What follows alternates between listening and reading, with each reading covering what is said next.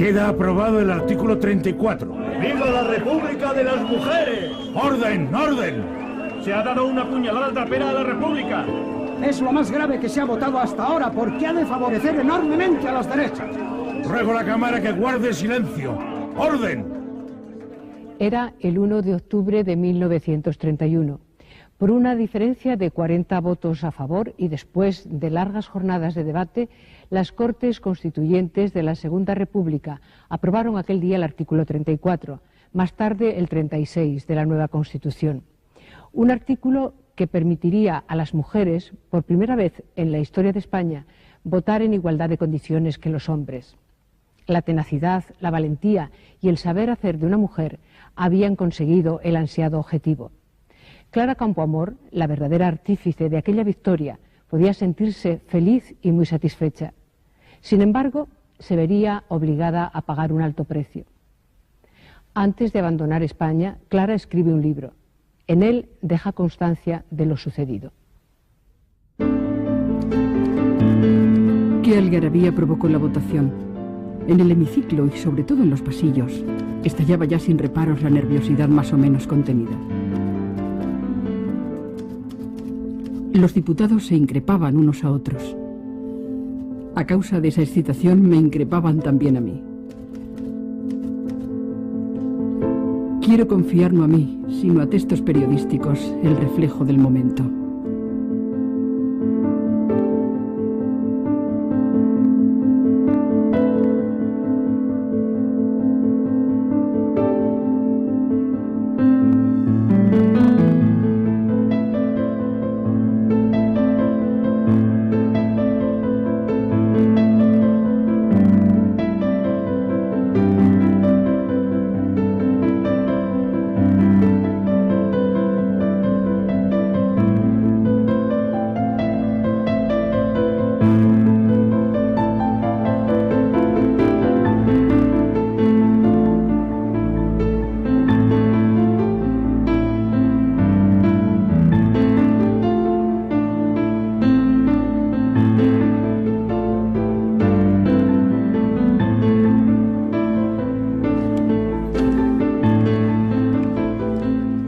Sí, el 1 de octubre fue el gran día del histerismo masculino dentro y fuera del Parlamento. Y es que el voto femenino pesaba como una losa, más que sobre el corazón, sobre el hígado de muchos españoles. Llovieron las lamentaciones. Pobres hombres políticos aferrados a la esperanza de que nada se transformara en el país, a que nada evolucionara, a que nada ni nadie se despertara espiritualmente y caminara hacia el porvenir.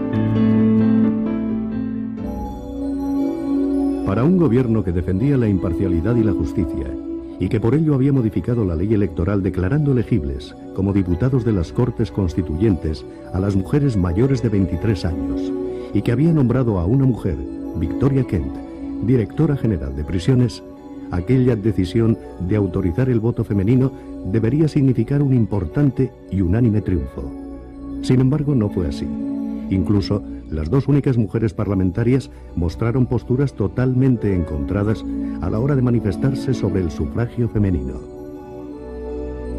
Las dos eran universitarias, pertenecían al grupo privilegiado que había podido asistir a la universidad, que desde 1910 admitía mujeres como alumnas. A comienzos de este siglo, más del 70% de las mujeres eran analfabetas. Según las estadísticas, solo un 10% del alumnado de estudios medios pertenecía al sexo femenino, y aunque niños y niñas compartían aulas, las actividades diferían bastante de acuerdo con el sexo. A las niñas se les enseñaba lo elemental. Así pues, de acuerdo con aquella situación, no resulta extraño, al analizar el porcentaje de estudios universitarios, encontrarse con el increíble dato de que por 17.000 varones, solo una mujer asistía a la universidad.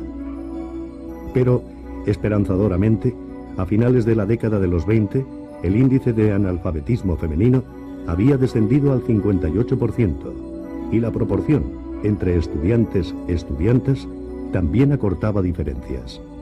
Con la llegada de la República, las mujeres empezaron a participar en los partidos políticos y a ocupar cargos solo desempeñados hasta entonces por los hombres.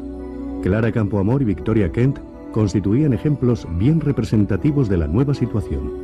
Las dos son miembros del Congreso de los Diputados. Las dos se convertirán en protagonistas de aquel debate. En el diario de Informaciones se podía leer: dos mujeres solamente en la Cámara, y ni por casualidad están de acuerdo. Hoy han hablado las dos, y hemos de reconocer que estaba más en su papel la señorita Campoamor que la señorita Kent. Negaba esta a la mujer el derecho al voto y lo pedía aquella, porque el caso de la señorita Kent es especialísimo. Ella legisla y no quiere que las demás legislen. Ella vota y no quiere que las demás voten. Se ha valido del feminismo para elevarse y quiere ahora quitar la escalera. El argumento que esgrime tiene mucho salero. La mujer no debe votar porque no es republicana, es decir, que solo los republicanos tienen derecho a votar. Habrá que hacer también la selección entre los hombres, porque hay hombres que no son republicanos y los hay hasta sentados en los bancos de la República. Según la tendencia del periódico, el tratamiento de la información difería, pero indudablemente las dos diputadas se habían convertido en protagonistas del debate. La desunión entre ambas a la hora de pronunciarse sobre el voto femenino será utilizada también por algunos medios con la finalidad de ridiculizar y desprestigiar a las mujeres, cuando en realidad lo único que había sucedido es que para una lo más importante eran los intereses de partido, mientras que para la otra el derecho al voto de las mujeres resultaba prioritario. Señores diputados, lejos yo de censurar ni de atacar las manifestaciones de mi colega, la señorita Kent, comprendo por el contrario la tortura de su espíritu al haberse visto hoy en trance de negar, como ha negado, la capacidad inicial de la mujer. Creo que por su pensamiento ha debido pasar, en alguna forma, la amarga frase de Anatole France, cuando nos hablaba de aquellos socialistas que, forzados por la necesidad, iban al Parlamento a legislar contra los suyos. Respecto a la serie de afirmaciones que se han hecho esta tarde contra el voto de la mujer, he de decir con toda la cordialidad necesaria que no están apoyadas en la realidad. Tomemos al azar algunas de ellas. Que cuando las mujeres se han levantado para protestar por la guerra de Marruecos, primero, ¿y por qué no los hombres? Segundo, ¿quién protestó y se levantó en Zaragoza cuando la guerra de Cuba más que las mujeres? Las mujeres. ¿Cómo puede decirse que cuando las mujeres den señales de vida por la República se les concederá como premio el derecho a votar? ¿Cómo puede decirse que la mujer no ha luchado y que necesita una época, largos años de república para demostrar su capacidad? ¿Y por qué no los hombres? ¿Por qué el hombre al advenimiento de la República ha de tener sus derechos y ha de ponerse un lazareto a los de la mujer? Es que al hablar con elogio de las mujeres obreras y de las mujeres universitarias no se está cantando su capacidad. Además, al hablar de las mujeres obreras y universitarias, se va a ignorar a todas las que no pertenecen a una clase ni a la otra. ¿No sufren estas como las otras las consecuencias de la legislación? ¿No pagan los impuestos para sostener al Estado en la misma forma que las otras y que los varones? ¿No refluye sobre ellas toda la consecuencia de la legislación que se elabora aquí para los dos sexos, pero solamente dirigida y matizada por uno? Clara Campoamor rebatió una a una las razones esgrimidas por Victoria Kent. La directora general de prisiones pensaba que la mujer española no estaba aún preparada para enfrentarse a la responsabilidad que siempre entraña el voto, aunque en el fondo lo que de verdad le preocupaba era la inconveniencia política de tal decisión, ya que en opinión de la mayoría de la Cámara, la mujer votaría influenciada por el confesor. El señor Guerra del Río, del mismo partido que Clara Campoamor, intervino para decir que ellos no negaban el voto a la mujer y que estaban dispuestos a consignarlo en una ley electoral, ley que las Cortes de la República, según el diputado radical, podrían derogar cuando lo considerasen oportuno, porque nosotros lo que tememos es que esas mujeres que no están manejadas precisamente por las organizaciones obreras, sino por los curas, por los frailes, esas mujeres entrañan un peligro. Era opinión generalizada que el voto de las mujeres daría la victoria a las derechas. A la señorita Campoamor no le importó luchar por algo considerado como políticamente incorrecto y en contra de la opinión de su partido, el radical, defendió el derecho al voto de las mujeres. Yo quiero llamar la atención de la minoría que apoya esta enmienda y que dice: tenemos miedo a la mujer y queremos llevar a una ley electoral la concesión de su voto para quitársela después si no nos ha complacido el modo de ejercerlo. Al decir eso, se engaña a la Cámara, porque no se podrá nunca despojar del derecho electoral a un ciudadano. Eso no podrá hacerse jamás.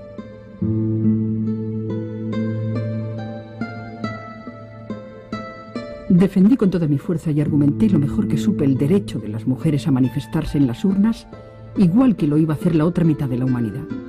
Por fin llegó la hora decisiva. Votaron a favor los socialistas con algunas notorias abstenciones, como la de don Indalecio Prieto, que abandonó el salón siendo seguido por algunos diputados afines. Con un fervor de cruzado vimos lanzarse a los pasillos al diputado socialista señor Cordero para increpar y acarrear al hemiciclo a no pocos de sus correligionarios abandonistas, a los que recordaba sus deberes y disciplina, logrando hacer votar a muchos. También votaron a favor los catalanes de todos los matices, galleguistas, progresistas y derechas. Con una ausencia de casi un 40% del total de parlamentarios, el resultado fue de 121 votos en contra del sufragio femenino y 161 a favor. Clara Campoamor hace una defensa del voto de las mujeres basada en principios y no en consecuencias. Puede ser que las mujeres voten en una primera elección de una forma que ella no lo haría, o incluso en una segunda elección. Con independencia de esto, ella cree que solo teniendo los derechos políticos se sabe usar la libertad, y que por lo tanto las mujeres no pueden ser privadas de sus derechos políticos, porque además tenerlos es un derecho natural, por ser seres humanos, y consigue además para esto el apoyo suficiente en la Cámara. Convence a quienes estaban poco convencidos, pero también tiene esa fuerza de los que ya están convencidos, y ella sabe además utilizarla. Yo creo que fue una defensa muy valorada desde la perspectiva de hoy. Era una mujer de fuertes convicciones feministas, era una mujer que por encima de los intereses de los partidos de aquella época consideró que el derecho del voto a la mujer era un derecho fundamental y por tanto yo creo que fue una defensa extraordinaria, apasionada y extraordinaria. Clara fue la gran defensora de mantener el principio de igualdad en la concesión del voto en el año 31, porque lo que se plantea en las Cortes no es tanto si se da o no el voto a la mujer, sino cómo se da. Y frente a los grupos que mantienen que hay que limitar el voto a la mujer por razón de Estado, por el miedo a que vote contra la República, Clara será la única mujer de las 3 diputadas y la única de su grupo que mantiene que por encima de los intereses del Estado está el principio de igualdad. El 1 de octubre de 1931 fue un gran día para las feministas españolas que, aunque no eran muy numerosas entonces en nuestro país, sí formaban importantes grupos de trabajo y supieron apoyar a Clara Campoamor. Las mujeres, al fin, podían ejercer su derecho al voto en igualdad de condiciones que los hombres. La Asociación Nacional de Mujeres Españolas, presidida por Benita Asas Manterola, ofreció un homenaje de agradecimiento a Clara Campoamor. Le hicieron entrega de una placa en la que estaban grabadas las siguientes fechas. Día 1 de septiembre de 1931, día en el que una mujer, Clara Campoamor, habla por primera vez en las Cortes. Día 14 de septiembre, jornada en la que por primera vez una mujer española, Clara Campoamor, interviene como delegada del gobierno en la Sociedad de Naciones en Ginebra. Día 1 de octubre, fecha en que la mujer española obtiene el derecho al voto gracias a la colaboración extraordinaria de Clara Campoamor. Tenía entonces Clara 43 años. Era una persona que se había hecho a sí misma, consiguiendo situarse entre las mujeres más destacadas de la España de aquel tiempo. Hube de combatir siempre con gran esfuerzo, y del dolor de los golpes ganados en la lucha me quedó siempre una serena recompensa, la de que mi personalidad sencilla nació, creció y logróse sin hipoteca alguna del espíritu o la materia. Es un confortador orgullo que resarce de infinitas amarguras. Nació Clara Campoamor en Madrid a finales del invierno de 1888. Huérfana de padre desde los 13 años, se ve obligada a abandonar sus estudios para colaborar en la economía familiar. Primero trabaja ayudando a su madre, que es modista, y después en un comercio como dependienta. A los 21 años, consigue aprobar unas oposiciones para el Cuerpo Auxiliar de Telégrafos. La destinan a Zaragoza y a los pocos meses la trasladan a San Sebastián, ciudad que va a ocupar un lugar destacado en su vida. Clara Campoamor no se conforma con el empleo que tiene porque lo que desea es hacerse abogada y necesita más dinero para afrontar los estudios. Vuelve a presentarse a unas oposiciones y obtiene plaza de profesora especial de taquigrafía y mecanografía en las escuelas de adultas en Madrid, con un sueldo anual de 1.500 pesetas. Compatibiliza este empleo con las tareas como secretaria de varios periódicos. Por fin, a los 33 años, inicia sus estudios de bachillerato obteniendo el título, lo que le permite matricularse en Derecho en la Universidad de Oviedo, licenciándose en Madrid en 1924. Tenía 36 años. Clara Campoamor había cumplido su objetivo y, a diferencia de otras mujeres, no tan fuertes como ella para enfrentarse a las innumerables trabas que deberían afrontar, solicita su inscripción en el Colegio de Abogados, ya que quiere ejercer como abogada. Aprobada su admisión en febrero de 1925, Clara Campoamor comienza a ejercer. Clara Campoamor lo que tiene es también un mérito extraordinario por la forma en que desarrolla su profesión.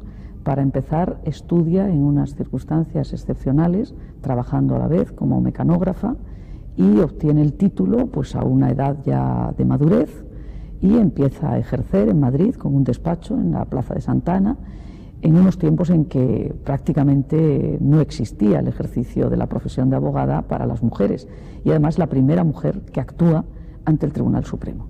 Esto le da una relevancia en aquel tiempo impresionante y una fuerza como modelo y como pionera de tantos temas. Cuando ingresó en la Real Sociedad Matritense de Amigos del País, tuvo palabras de agradecimiento para esta entidad por ser una de las primeras sociedades que aceptaron mujeres entre sus miembros. Y en la Academia de Jurisprudencia, en este salón, testigo de muchas de sus intervenciones, pronunció Clara una interesante conferencia: La nueva mujer ante el derecho. Su actividad fue verdaderamente sorprendente y, como se puede observar, el tema de la mujer fue una de sus preocupaciones más importantes. También sus colaboraciones en prensa se inscriben dentro de una sección denominada Mujeres de Hoy. Y será una mujer, Mariana Pineda, la protagonista de uno de los primeros mítines electorales de Clara Campoamor, que participa asimismo en la preparación del Congreso de Mujeres Universitarias y colabora en la fundación de la Liga Femenina Española por la Paz. Clara Campoamor es una de las principales impulsoras del monumento a Concepción Arenal. Como buena feminista, quiere que quede constancia del paso de las mujeres por la historia. En un acto conmemorativo del 20º aniversario de la muerte de Concepción Arenal, Clara Campoamor dice en su intervención: En España, nadie que descuelle en cualquier orden de la vida deja de ser perpetuado en bronce. Por ello, hace mucho tiempo que me pregunto cómo Concepción Arenal no ha sido homenajeada de esa forma.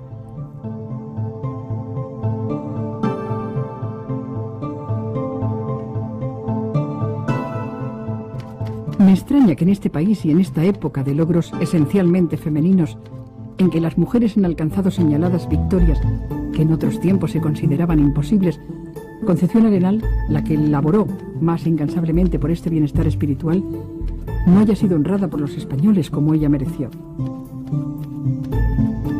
Claro está que a Concepción Arenal no se le hizo la justicia a que tenía derecho pleno. Y bien es cierto que muchas de sus máximas cayeron en olvido. Realmente el mejor homenaje a la preclara gallega debe consistir en seguir su obra, y el monumento puede servir de acicate a nuestros compatriotas para la imitación.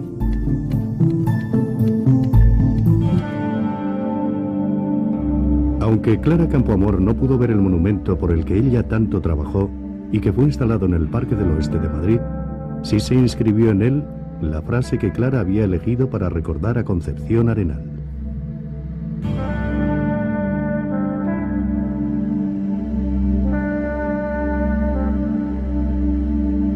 Clara Campoamor pertenecía al grupo de mujeres intelectuales, liberales y de izquierdas que se iban abriendo camino en las tradicionales entidades del mundo de la cultura. Desde 1916 es miembro del Ateneo de Madrid.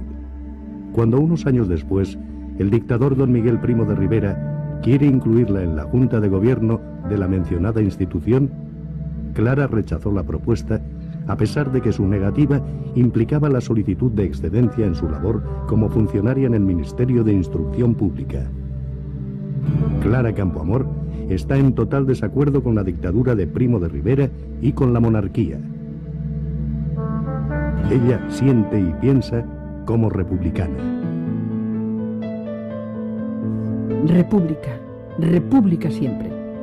Me parece la forma de gobierno más conforme con la evolución natural de los pueblos. Objetivamente considero a la república superior a cualquier otro régimen. Clara Campoamor, convencida republicana, actúa consecuentemente y por ello no acepta los cargos ofrecidos por el gobierno de la dictadura. No cabe la sospecha, al analizar su comportamiento, de que hubiera actuado por oportunismo político. En aquel tiempo todavía no estaba todo perdido para la dictadura de Primo de Rivera. Ella aplaudirá la caída del régimen dictatorial y la marcha del rey don Alfonso XIII.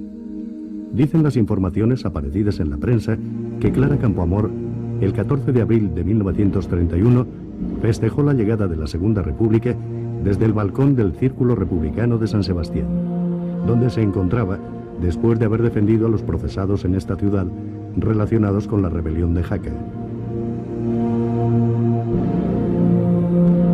Lo que no se sabe es si en ese momento ya pertenecía a Acción Republicana, aunque lo más probable es que así fuera, porque en el mes siguiente figura entre los miembros del Consejo Nacional de este partido. Sin embargo, a los pocos días se presenta a las elecciones en las listas del Partido Radical. Clara Campoamor era una persona que se había hecho a sí misma enteramente y tenía una gran ambición. Pero cuando las personas tienen una ambición como la de Clara, es muy respetable. Quería estar en esta Cámara a cualquier precio porque tenía una causa que defender y cuando estuvo aquí la defendió. Amelia, ¿existían grandes diferencias entre los partidos Acción Republicana y Radical? ¿Se vio Clara obligada a traicionar un poco sus ideales? No, la habilidad de estos grupos era muy grande. En realidad eran grupos, casi diríamos, de poder dentro de unas ideas muy afines. No tuvo que hacer ningún tipo de pirueta política. Era una cosa natural buscar encaje allí donde se lo iban a dar. Dentro de un momento en el programa veremos qué sucede en las elecciones del 33. De todas formas, se cumple aquello que amenazaba a la izquierda en general, diciendo que el voto femenino iba a hacer perder las elecciones. Pero me gustaría que ahora nos dijeras por qué Clara Campoamor no sale elegida en esas elecciones. Clara Campoamor tiene un voto muy fiel, que la sigue votando, pero se ha enfrentado a su propio partido. Ha mantenido en la Cámara posiciones que su partido no ha respaldado. Se ha conseguido una gran cantidad de enemigos. No es nada fácil que pudiera salir. Además, Clara había conseguido que las mujeres votaran, pero justamente las mujeres utilizaron ese voto libremente y dentro de su capacidad de ciudadanía, y votó cada una de ellas aquello que tenía voluntad de hacer. Yo no me quejo de lo que algunos llaman la negra ingratitud de la mujer y su insolvencia ética. En política la gratitud no tiene papel ni entrada, pero sí la tienen la esperanza y la confianza. La gratitud no me interesa, ni la pido, ni la quiero. La esperanza, la confianza, sí tengo títulos para reclamarlas. Quedaban muchos horizontes que conquistar a la mujer, y yo merecía la confianza de esta para conquistarlos y debí despertar su esperanza para conseguirlos. No la merecí. Lo cierto es que en el censo electoral de 1933, de 15 millones de electores, casi 8 eran mujeres. En Madrid, por cada 77 hombres, deberían votar 100 mujeres. Se desconocen los datos del absentismo femenino, que debió ser importante, porque muchas mujeres no se enteraron de que se les había concedido el derecho al voto y otras, probablemente, prefirieron abstenerse por evitar problemas familiares. Clara Campoamor no consiguió el acta de diputada. Las elecciones las ganaron las derechas. Las incesantes críticas desde estos ámbitos llevaron a Clara Campoamor a publicar en El Heraldo de Madrid un análisis detalladísimo de los datos contrastados de las elecciones de 1931 y 1933, atribuyendo el fracaso de la izquierda a la desunión entre republicanos y socialistas, y sobre todo a la unión de los partidos de derecha de cara a los comicios del 33. También culpaba Clara Campoamor la postura contumaz de los republicanos, manifestándose enemigos del voto de la mujer y no incluyéndola para nada en sus cuadros de organización y propaganda. Pero ante los partidos y la prensa de izquierdas, Clara Campoamor y el voto femenino aparecían como responsables del revés electoral. Ciertamente me parece injusto que se pudiera analizar la concesión del voto de esa forma y nos da cuenta de en qué niveles tan lamentables de discriminación para la mujer estaba la sociedad española en ese tiempo y la sociedad de otros países también. Era una minusvaloración de la mujer como persona, de las mujeres, que bueno, pues ha costado mucho salir de ella y todavía queda un gran camino por recorrer. Era, si se quiere, la excusa perfecta para evitar un autoanálisis y una autocrítica de por qué las fuerzas republicanas habían perdido las elecciones. En esto, las fuerzas republicanas y la izquierda española actuó como el Partido Laborista inglés, que al perder las elecciones de los años 20 también culpó al voto femenino. ¿Por qué? Porque era el elemento nuevo y era una fácil manera de echar fuera de ellos mismos las culpas de una derrota electoral. Hombre, yo creo que la izquierda ya en su momento en el tema del debate al voto se divide por un lado lo que piensan los derechos fundamentales que ellos defienden, por tanto el derecho al voto es un derecho fundamental para las mujeres, pero por otro lado yo creo que veían que tenía el peligro de que la mujer votando pudiera votar a la derecha. Entonces, bueno, pues lógicamente después de las elecciones del 33 pues echaron la culpa al voto femenino. Esto se dice por pereza. La única variable nueva que se produjo en esas elecciones fue que las mujeres votaron. En esas elecciones quienes tenían esperanzas de continuar no sacaron los resultados que creían, por pereza, y Clara Campoamor lo demostró en su libro Mi pecado mortal. Prefirieron pensar que había sido el voto femenino quien había producido esto. Las mujeres votaron, es cierto, por primera vez, cada una con su opción política, pero ni entonces ni ahora el voto de las mujeres sesga ninguna elección. Votan exactamente igual que los varones, mientras la estadística sea lo que es. Ganaron las derechas las elecciones de 1933. Clara Campoamor no consiguió escaño en el Congreso, tampoco Victoria Kent, pero sí aumentó la presencia femenina en el Parlamento. En total, fueron 5 las mujeres que obtuvieron escaño en 1933. Francisca Bohigas pertenecía a la minoría agraria. Era la única diputada vinculada a la derecha. Las otras 4 militaban en el socialismo. María Lejárraga, Matilde de la Torre, Veneranda García Blanco y Margarita Nelken, que repetía como diputada. Había sido elegida en la segunda vuelta de las elecciones celebradas en octubre de 1931. Clara Campoamor asumió la derrota y siguió en política. El gobierno presidido por Lerroux la nombró directora general de beneficencia. A los pocos días de su regreso de Asturias, a donde había acudido para ayudar a los niños después de la Revolución del 34, la Campoamor presentó su dimisión y decidió abandonar el Partido Radical por desacuerdo con su política. Escribió una carta a Alejandro Lerroux en la que le decía, entre otras cosas: de error en error, camina hacia cimas de responsabilidad el Partido Radical, de espaldas a su programa y a la misma vitalidad de la República. Con mi actitud yo he procurado advertir el peligro y llamar a la reflexión. Todo fue inútil. Yo, señor Lerroux, me ascribí al Partido Radical a base de un programa republicano, liberal, laico y demócrata, transformador de todo el atraso legal y social español, por cuya realización se lograse la tan anunciada justicia social. Y no he cambiado una línea. No me he desprendido de esos anhelos. de esos ideales que me acompañaron toda mi vida y a los que no pienso abandonar precisamente en los instantes en que tengo más personalidad para laborar por ellos. ¿A qué secreto designio, propósito o anhelo sacrifica usted tantas cosas, señor Lerroux? No teme usted darse cuenta de su error cuando sea demasiado tarde. Pocas veces le es dada a un hombre la feliz coyuntura de agitar y predicar libertad y justicia en la juventud y poderla realizar en la vejez. Usted ha renunciado a lo segundo. Yo no tengo por qué hablar del juicio de España. Para esos efectos solo me importa el mío, que sintetizo en el acto amargo de separarme del partido que usted dirige. La carta a Lerroux y el darse de baja en el Partido Radical en el año 35, a raíz de los sucesos del 34 en Asturias, son para mí una actuación congruente con lo que ha sido toda la trayectoria política de Clara Campoamor. Clara es una defensora de los derechos de las personas por encima de todo y es una persona que no tiene ningún miedo a reconocer si en algo se ha equivocado ella o a hacer crítica, incluso a su propio partido, de sus actuaciones.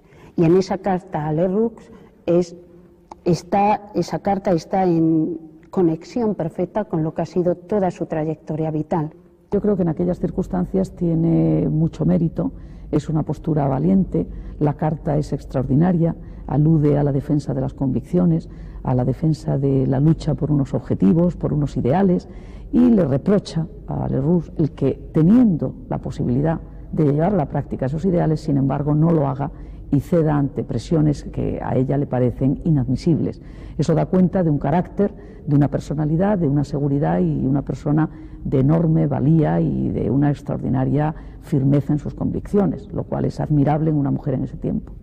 Es una carta escrita con gran fuerza. Clara Campoamor además tenía, en sus intervenciones parlamentarias se ve un dominio muy bueno de la retórica, y ese mismo dominio del lenguaje y de expresar sentimientos como quien está utilizando realmente un cuchillo, diciendo lo que quiere decir y no ninguna otra cosa, es lo que logra dar en esa carta.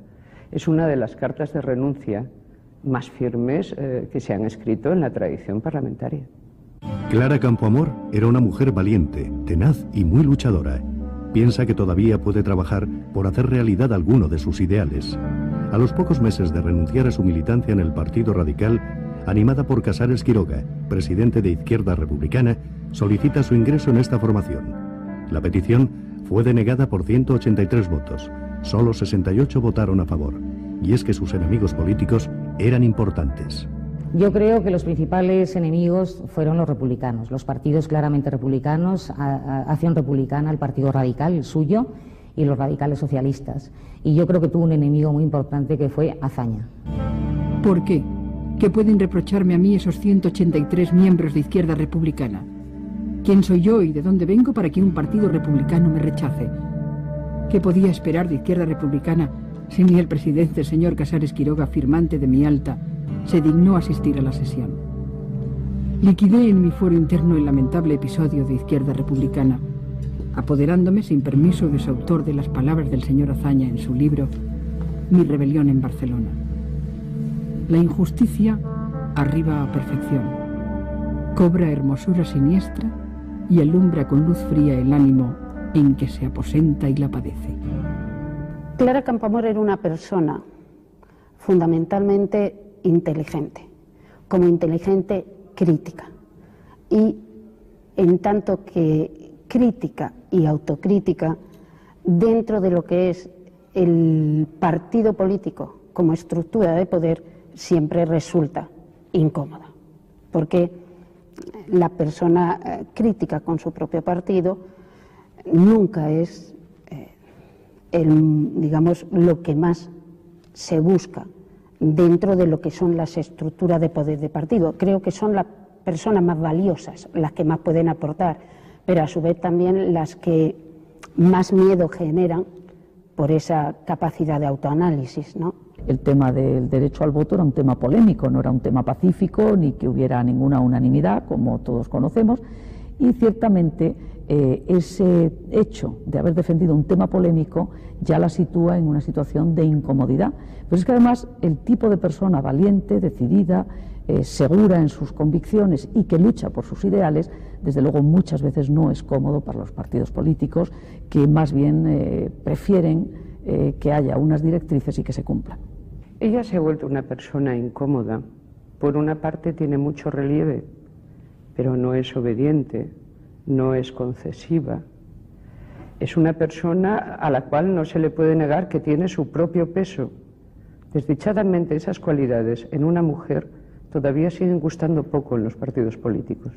Yo pienso que es una mujer muy competente, es una mujer con unas convicciones feministas muy evidentes y muy claras, y creo que bueno, que eso en cualquier partido político pues resulta incómodo, porque sus convicciones las ponía por encima de los intereses del partido, como así sucedió con el tema del voto.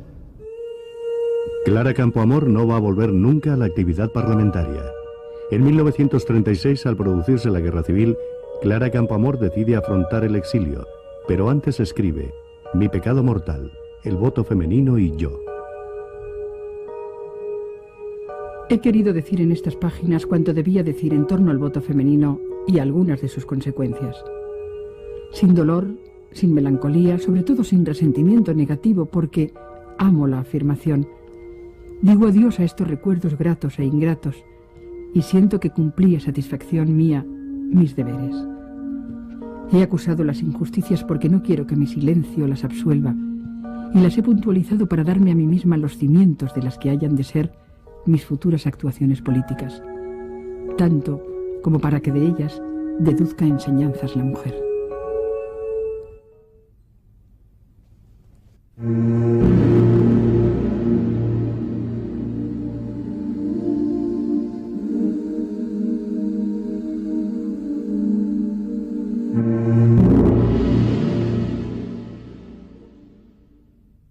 ¿Cuánto tiempo ha pasado desde que salió de España? Después de 17 años en la Argentina, Clara Campoamor ha decidido regresar a Lausanne, la primera ciudad en la que vivió como exiliada.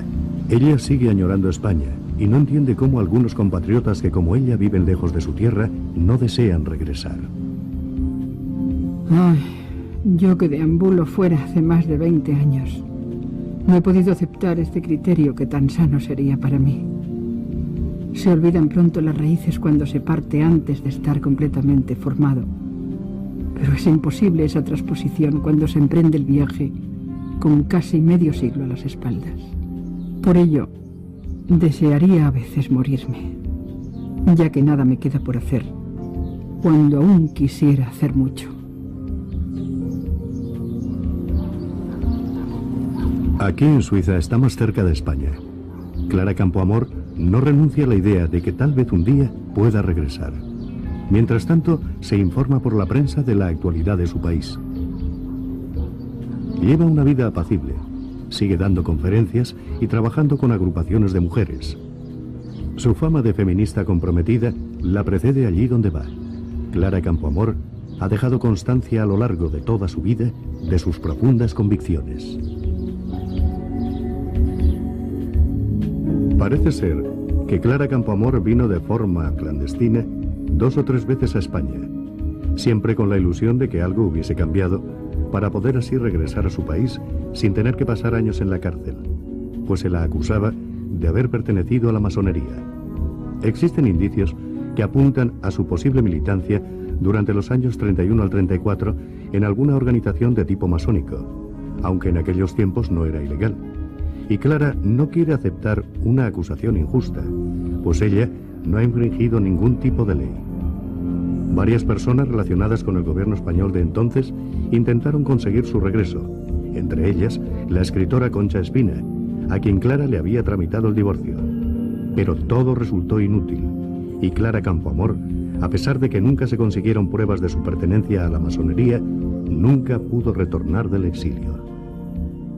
Clara Campoamor tiene abierto un expediente de pertenencia a la masonería en el archivo de Salamanca. Las 4 pruebas que se aducen son por orden de antigüedad. El boletín oficial de la Liga de los Derechos del Hombre, en la que figura como subdirectora y vocal. Después hay una denuncia del gobernador de Málaga. En tercer lugar, hay otra denuncia de una señora de Madrid, que es la que dice que pertenece a la logia Reivindicación de Madrid, que dependía, era una logia femenina que dependía de la masculina Condorcet. Y en cuarto lugar, el libro de Ferrari Billoch, La masonería al desnudo, en la que se menciona a Clara Campoamor junto a Augusto Barcia, Rodolfo Llopis y Pedro Rico como 4 masones destacados. Sin embargo, en el archivo no hay ninguna prueba de que perteneciera a la masonería y consta como que no perteneció a la masonería o no se puede demostrar. De hecho, no se le hizo ningún proceso ni se la condenó de distinta manera a Martínez Barrio o a Lerroux, que sin estar en España los procesaron y los condenaron por pertenecer a la masonería. A Clara Campoamor no pudieron. De hecho, los pocos papeles que existen de la logia Reivindicación y de la logia Amor, que era también femenina, no consta, pero claro, son papeles muy fragmentarios. Clara Campoamor intenta integrarse en la vida de la ciudad suiza, aunque sus ritmos no coincidan. El temperamento de esta gente es otro. La mujer aquí, pese a su admisión en muchas profesiones, solo tiene por ideal la casa y la cocina. Aunque con una mayor cultura que la de nuestras mujeres, cosa indiscutible, tiene el pensamiento al ralentí. Y yo me estrello contra esta falta de viveza, de vida, que se acusa en todo. El lago Lehmann, las montañas y selvas las cambiaría yo por la cacharrería del Ateneo o por una buena discusión entre nosotras en torno a la mesa de un café. Asiste a las reuniones de las asociaciones femeninas y también acude a Bruselas para asistir al Congreso de la Federación Internacional de Mujeres de Carreras Jurídicas. Clara Campoamor conocerá allí a María Telo, joven abogada española. Cuando yo llegué a Bruselas en el año 1958 para asistir al Congreso de la Federación Internacional de Mujeres de Carreras Jurídicas, de la cual ella fue fundadora, y yo no lo sabía hasta entonces, fue fundadora, pues para mí fue una gran impresión, fue como un shock que sufrí al verla. Ella era una mujer muy comunicativa y en cuanto nos vimos, pues empezamos a hablar, porque de España quería saberlo todo. Porque ella tenía un gran sufrimiento de no poder estar en España.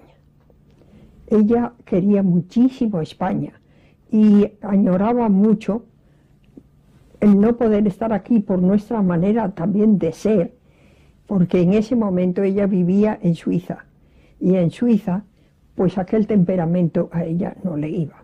María Telo Núñez recuerda emocionada su encuentro con Clara, la mujer luchadora a la que ella admiraba desde sus años universitarios en Salamanca.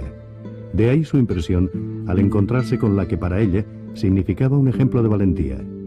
Se escribieron durante 2 años. María nos muestra las cartas en las que Clara, además de interesarse por la situación de las mujeres españolas, se desahoga con la amiga, haciéndole partícipe de las desilusiones sufridas, pero... Luego decía, lo importante es que entre ustedes conserven el clima, porque han de llegar tiempos que indefectiblemente tienen que llegar, y entonces se podrá hacer. Y se ve ahí el temperamento de la luchadora. Primero, el desconsuelo por no haber conseguido todo lo que ella quería, no haber podido desarrollar la vida política en un ambiente normal. Y después el entusiasmo de la luchadora de decir, hay que seguir adelante y vale. Hay que conservar el clima y seguir, sí. Clara Campoamor consume su tiempo viajando por Europa y colaborando en el despacho de abogados de su amiga Antoinette Kinch, la amiga que le hace más llevadera su vida en la ciudad suiza. Nunca Clara dejará de añorar a su tierra. En una de las cartas escritas a su amiga madrileña Consuelo Verges, Clara le dice: anhelo tanto poder al menos asomarme a mi pasado, a lo que constituye la entraña de mi antiguo ser. Creo que aún aceptando este género de vida, sería menos desdichada si pudiera de vez en cuando darme una vuelta por ahí. Resulta curioso observar las pequeñas coincidencias de la vida. En esta hermosa y plácida ciudad suiza iban a encontrar refugio dos mujeres totalmente distintas. La reina de España en el exilio, doña Victoria Eugenia, y doña Clara Campoamor, la más auténtica de las republicanas. La España de los años 60 no las quería, ni a una ni a otra. Es poco probable que la reina supiera de la presencia de la republicana que había luchado por conseguir el derecho al voto de las mujeres, pero seguro que Clara sí sabía que Victoria Eugenia vivía en Lausanne y se enteró de su muerte en 1969. Solo 3 años la sobrevivió Clara Campoamor. Clara, que llegó al mundo al final del invierno, se fue de él en plena primavera, el 30 de abril de 1972. En una carta enviada por Antoinette Kinch, amiga de Clara Campoamor, a Pilar Lois, sobrina de esta, le cuenta que 2 días antes de morir, víctima del cáncer, Clara le dijo: quiero ir a morir a España. Los restos de Clara Campoamor fueron trasladados a San Sebastián. El cementerio de Polloe fue el lugar elegido para su última morada en España. Seguro que a Clara le hubiese gustado la elección de esta ciudad, en la que vivió años de ilusión política y de trabajo comprometido, que fue una de las normas de su existencia. Mi ley es la lucha, y no me he adentrado ni formado en ella para volverme atrás por zarpazo de más o menos, ni para dolerme de las dificultades que la avaloran y decantan. En buenas cuentas no he hecho sino empezar, y el campo en que fructificó aquel ideal se ha llenado ya de nuevas semillas.